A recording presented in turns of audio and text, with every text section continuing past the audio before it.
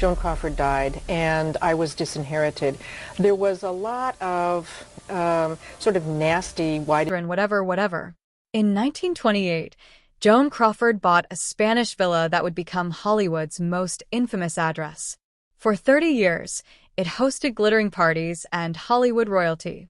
But after her death in 1977, investigators uncovered disturbing truths, paranormal activity, hidden fortunes, and a shocking will that exposed the dark reality behind Hollywood's perfect family.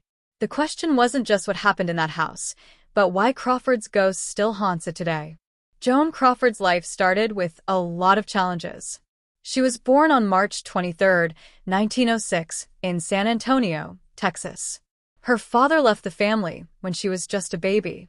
This left her mother struggling, and they lived in deep poverty. By the time Joan was 11, she was working as a laundress to help her family. This showed how strong and hardworking she was, even as a child. When she was 12, Joan had an accident that changed her life. She tried to jump onto a moving car and cut her foot on broken glass. The injury became so bad that doctors thought they might need to cut off her leg.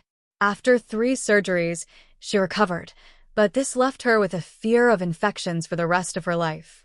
This fear turned into an obsession with cleanliness that she became famous for in Hollywood. At 16, Joan went to Stevens College in Missouri, but after just a few months, she left. She wanted to be a dancer, so she moved to Chicago and joined a chorus line. She performed under the name Billy Casson and started building her skills as a performer. By 1924, she had made her way to New York City. There, MGM producer Harry Raff noticed her. He offered her a screen test and a $75 per week contract. On December 24, 1924, she got a telegram that changed her life forever. She borrowed $400 to pay for her trip and went to Hollywood to start her new life. Her Hollywood journey began small. Just weeks after arriving, she worked as a body double for Norma Shearer in the movie Lady of the Night, 1925. In one scene, the camera showed her back for 19 seconds. It was uncredited, but this was her first time on screen. Joan later joked that her debut was funny because she was just playing Norma Shearer's back. In 1925, Joan got her first credited role in Sally, Irene, and Mary. Around that time, MGM decided she needed a new name. They thought Lucille LeSueur sounded too much like sewer, so they held a magazine contest, and Joan Crawford became her new name. That name would later become famous around the world. Her big break came in 1927 with the movie The Unknown. It was a dark and strange story directed by Todd Browning. Joan played a circus performer, Nanon, who was terrified of men's hands. She falls in love with a man pretending to be armless, not knowing his real identity. The movie was a hit, making over $88,000, and critics loved Joan's performance. It helped her get noticed and land bigger roles. In 1928, Joan became a star with Our Dancing Daughters.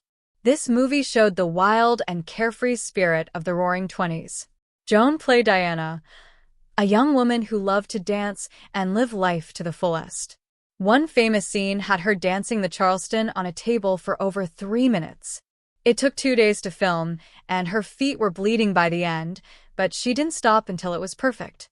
The movie was a huge success, making over $1 million at the box office. Joan's glamorous costumes, including a shimmering beaded dress, became iconic. F. Scott Fitzgerald even called her the perfect flapper, capturing the spirit of the jazz age. Joan Crawford's life in the 1930s was full of change and challenges, but she refused to back down. When silent movies gave way to talking pictures, many stars couldn't make the switch. Their voices didn't fit, or they just couldn't adapt. Joan wasn't ready to give up her career, so she worked hard to adjust. She took lessons to improve her voice and practiced constantly. Her effort paid off when her first talkie, Untamed, 1929, became a big success. In Untamed, Joan played Bingo Dowling, a wild woman raised in the jungle trying to fit into society. It was the perfect role for her to show her new skills. She spent hours practicing her lines with vocal coaches and worked long days to make sure everything was perfect. The stakes were high because movies were changing fast, and if she failed, her career might be over. But when the film came out, it was a hit. It made almost $1 million, which was huge, especially since the Great Depression had just started. Critics loved her performance, and her future in Hollywood was safe. Sadly, no copies of the movie exist today, which adds mystery to her impressive debut in talking pictures. Joan didn't just survive in Hollywood, she thrived. By the mid-1930s, she became one of MGM's biggest stars. She had fierce competition with actresses like Norma Shearer and Greta Garbo. Norma Shearer had the advantage of being married to MGM's boss, Irving Thalberg, which gave her the best roles. Joan wasn't happy about it and famously said, "How can I compete with Norma when she's sleeping with a boss?" Even with this disadvantage, Joan's movies often earn more money at the box office. Fans loved her relatable and hardworking image. Her rivalry with Garbo was different. Garbo was seen as mysterious and elegant, while Joan was more accessible and down-to-earth. Both were successful, but Joan's tireless work ethic made her stand out. She showed up early to every set, fully prepared, and gained the respect of everyone she worked with. Some of Joan's most famous films in this period were Grand Hotel, 1932, and The Women, 1939.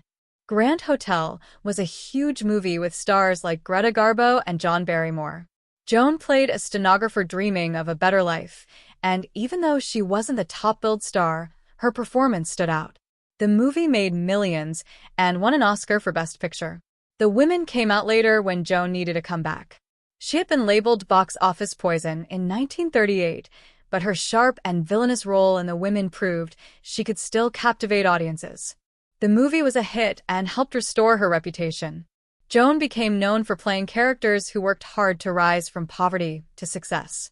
These rags-to-riches stories connected deeply with audiences during the Great Depression. Movies like Dancing Lady, 1933, and Sadie McKee, 1934, showed women overcoming tough times, which gave people hope during hard economic struggles. In Dancing Lady, Joan played a burlesque dancer trying to make it on Broadway. The movie was a massive hit and even introduced Fred Astaire in his first film role. Sadie McKee told the story of a working-class woman climbing the social ladder, and it was so popular it broke theater attendance records. Fans saw themselves in Joan's characters, and her own story of rising from poverty to stardom made her even more inspiring. One of Joan's most famous partnerships was with Clark Gable. They made 8 films together, starting with Dance, Fools, Dance, 1931. Their chemistry on screen was electric, and fans loved seeing them together. In Possessed, 1931, Joan played a factory worker who becomes the mistress of a wealthy man, tackling issues of class and ambition. The movie was a huge hit, making over $1 million. Another big film was Dancing Lady, where Joan's character worked her way up in the entertainment world. Off-screen, Joan and Clark had a romantic relationship, which added extra excitement to their movies. Their last film together, Strange Cargo, 1940, showed their chemistry was still strong even after their affair had ended. Together, their films earned MGM over $15 million, making them one of Hollywood's most successful pairs. Joan Crawford's life changed completely in the 1940s. She had been a big star at MGM for 18 years, but by 1943, her career was struggling. MGM didn't believe in her the way they used to. They kept giving her small roles in bad movies, and she felt like they didn't respect her anymore. The final blow came when they gave the lead role in Madame Curie to Greer Garson, a role Joan desperately wanted. She decided she had had enough. At 37, she did something shocking. She paid $100,000 to end her MGM contract. Then $1 million to make. It was nominated for 5 Oscars, but Joan didn't get a nomination. Instead, when Anne Bancroft won for The Miracle Worker and couldn't be there, Joan stepped in to accept the award, stealing the moment from Bette Davis. After Baby Jane, Joan acted in more horror movies like Straitjacket and I Saw What You Did. These movies were inspired by the success of Baby Jane. The film is still loved by fans today, and its famous line, "But you are Blanche. You are in that chair," is often quoted. Joan's last movie was Trog in 1970. She played a scientist who discovers a caveman. The movie was made on a very small budget, and Joan even brought her own clothes for her character. There's one funny scene where she teaches the caveman to play with toys, which many people found silly. The movie didn't do well, and critics hated it, but Joan gave it her all, treating the role seriously. Later, she joked that if she couldn't end her career with a bang, she was fine ending it with a laugh. Over time, Trog became a cult favorite, and some fans now see it as so bad it's good. Joan also appeared on TV later in her career. In 1955, she was on General Electric Theater. In 1959, she starred in an episode of Zane Grey Theater, where she played a woman running from a killer. She even appeared in The Man from UNCLE in 1967, playing a villain. In 1969, she starred in a pilot for Night Gallery, directed by a young Steven Spielberg. The episode was watched by millions and proved Joan could still grab attention. On her 66th birthday in 1970, she even appeared on a comedy show, showing she didn't take herself too seriously. Joan Crawford's personal life was full of drama, just like her movies. She had 3 big marriages that made headlines. Her first husband was Douglas Fairbanks Jr., the son of a famous silent film actor. They got married on June 3, 1929, when Joan was 21 and Douglas was 19. Joan wanted his family to like her, especially his stepmother, Mary Pickford. She tried hard, taking lessons to change her accent and learning good manners, but no matter what she did, they never accepted her, and it hurt her deeply. Joan was also very ambitious, while Douglas was more laid back. This caused problems, and there were rumors that both of them cheated. After 4 years, they divorced in 1933. Her second husband was Frank Tone, another actor. They got married on October 11, 1935. Before they got together, there was a love triangle with Joan and her rival, Betty Davis, both trying to win his heart. Joan won, but their marriage had a lot of problems. She had 2 miscarriages, and rumors of abuse followed them. Things got worse when Joan found him with a young actress. They divorced in 1939. Her third marriage was to Philip Terry.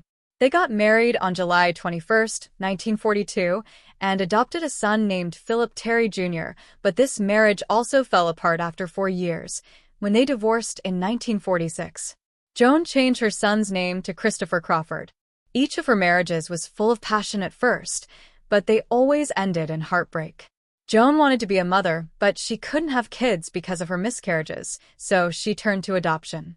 In 1940, she adopted her first child, Christina, but it wasn't easy. Joan wasn't allowed to adopt in California because she was single, so she used a baby broker and went to Nevada to make it legal. A year later, she adopted a baby boy, but the birth mother took him back after causing a lot of trouble for Joan. Joan was heartbroken. In 1943, she adopted another boy and named him Philip Terry Jr., though she later renamed him Christopher. In 1947, she adopted twin girls, Kathy and Cindy, after their biological mother passed away.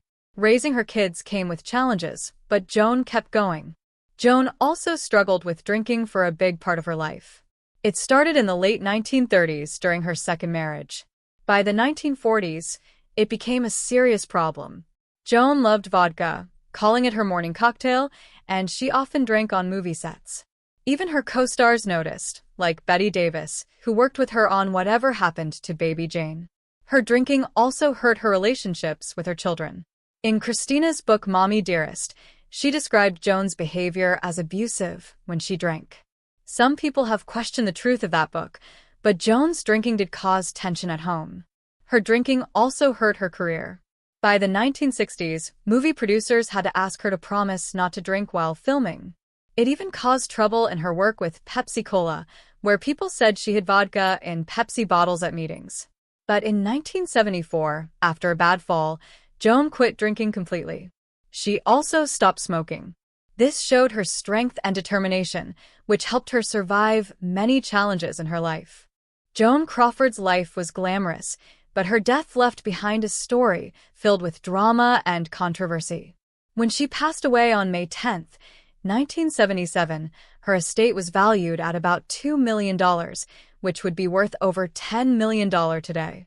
This wealth was more than just her earnings as a legendary actress of Hollywood's golden age. Joan was also smart with money and had other sources of income. A big part of her fortune came from her role with the Pepsi-Cola Company, where she served on the board and later became a spokesperson after marrying its CEO, Alfred Steele, in 1955. The most shocking part of Joan's estate was her will, signed just months before her death. It excluded two of her children, Christina and Christopher. The will included a chilling clause that read, "It is my intention to make no provision herein for my son Christopher or my daughter Christina for reasons which are well known to them." This statement shocked many because Joan's adoption of her children had been publicized as part of her perfect Hollywood family image. The rest of Joan's estate was split between her younger daughters, Kathy and Cindy, and several charities.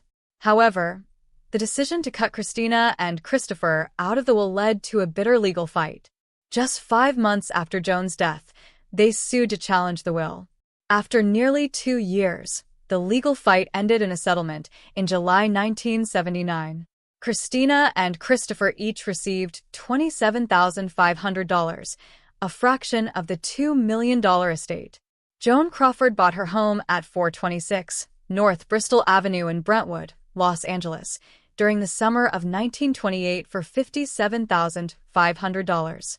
She lovingly called it El Jodo, combining her name with her first husband, Douglas Fairbanks Jr. This house became her main home for nearly 30 years until 1956. While El Jodo symbolized Hollywood glamour, it allegedly hid a darker side. In 1978, Christina published Mommy Dearest, a memoir that described alleged abuse and neglect in the mansion. Even after Crawford's time there, El Jodo's reputation continued to grow, partly because of reports of paranormal activity. Over the years, strange events were said to occur inside the house. Witnesses claimed to see a ghostly figure resembling Crawford and even heard the sound of a typewriter coming from the study where she used to write letters. These ghost stories kept El Jodo a subject of fascination, adding to its already legendary status as both a symbol of old Hollywood and a place of lingering mystery.